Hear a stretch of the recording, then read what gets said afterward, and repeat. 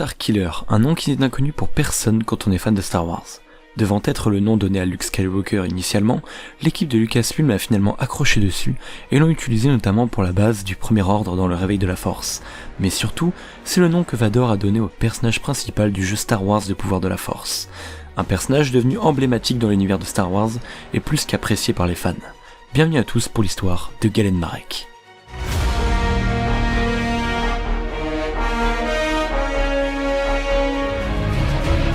Nous ferons connaître des Jedi. Enfin, nous aurons notre revanche. Quelle bonne idée de venir vous joindre à nous. La fête est terminée. Tu étais l'élu, c'était toi. Allez, Chico, on fait la gauche. Il faut bien que je vous sorte d'ici. Je te décevrai pas. Non. Laissez pas.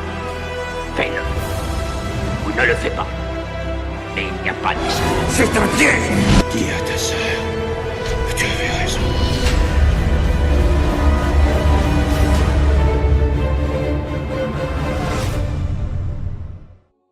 Galen est le fils d'une mère inconnue et d'un père Jedi du nom de Kento Marek.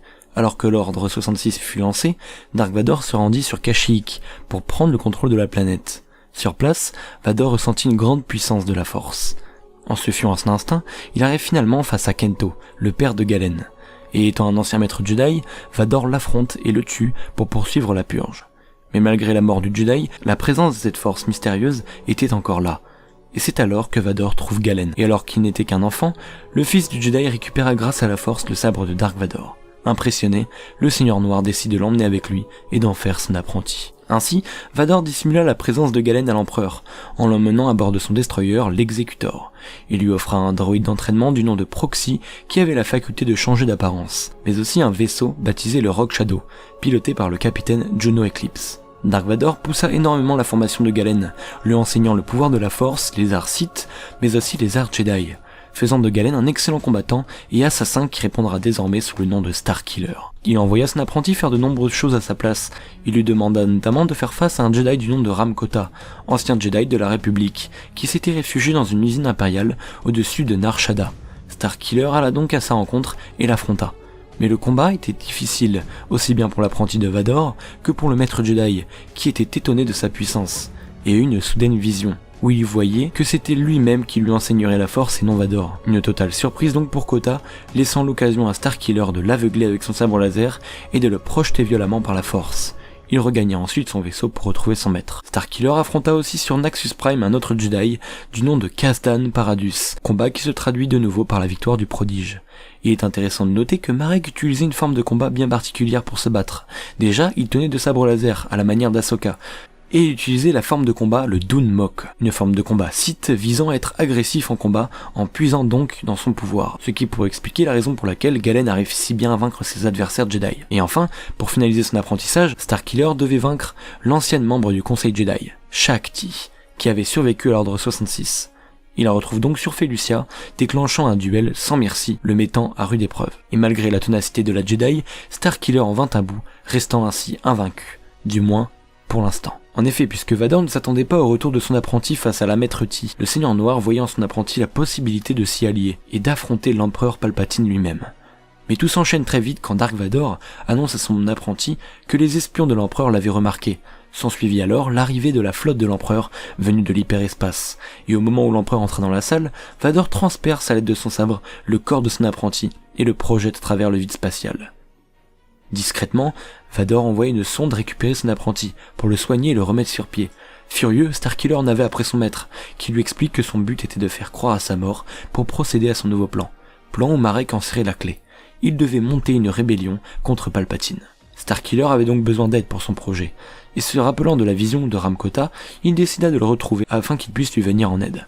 Et c'est alors sur Bespin qu'il retrouve le maître Jedi, aveugle, et lui demande s'il est prêt à l'aider, ce qu'il accepta à la condition qu'il devait d'abord délivrer une certaine Leia Organa, détenue par l'Empire sur Kashyyyk, afin d'avoir le soutien de son père adoptif Bail Organa, un puissant politicien.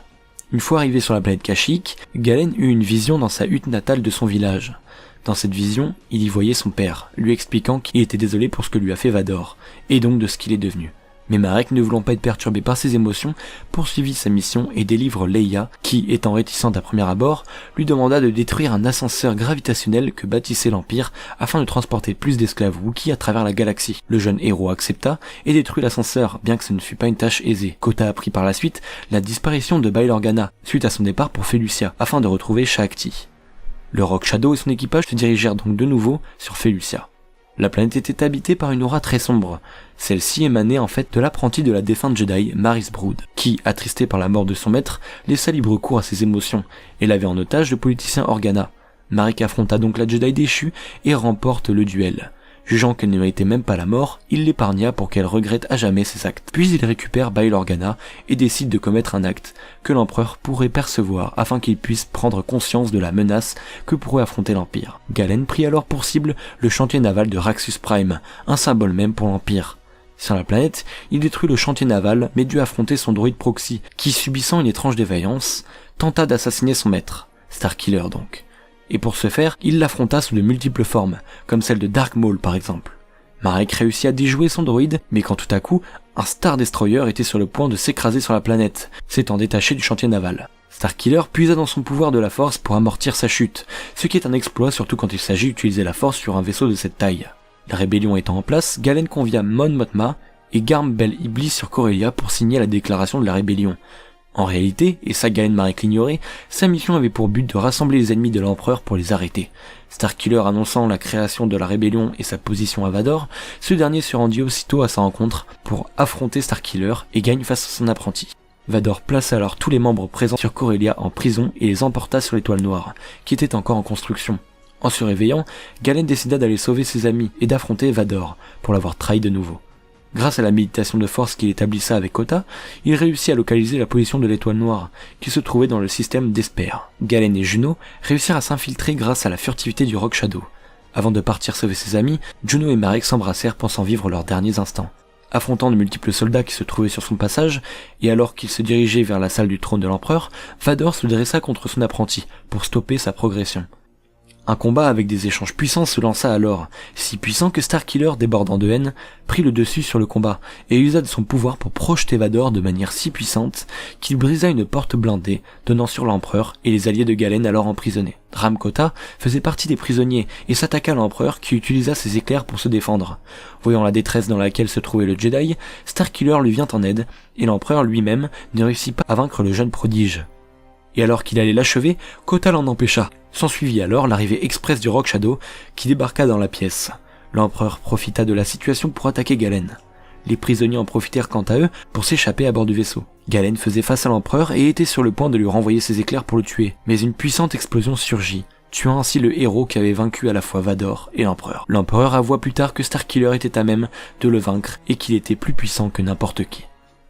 Le Rock Shadow étant parti, avec les prisonniers membres de l'Alliance rebelle, ils se dirigèrent ensuite sur Kashyyyk pour poursuivre l'initiative de la rébellion, et fondèrent le symbole de celle-ci, un symbole d'espoir issu de la famille de Galen Marek. Tout cela a été permis donc grâce à Starkiller, ou devrais-je dire, Galen Marek. Merci à tous de m'avoir écouté pour cette vidéo, j'espère sincèrement qu'elle vous aura plu. Comme toujours, si c'est le cas, n'hésitez pas à me le faire savoir en lâchant un pouce bleu de l'espace, à rejoindre la force en vous abonnant, mais aussi en partageant la vidéo autour de vous. D'ailleurs, je vous attends dans l'espace commentaire pour que vous me disiez quel autre personnage vous désirez pour cette série d'histoires de personnages de Star Wars. Sur ce, je vous laisse, c'était la TAT, et que la force est avec vous. Toujours.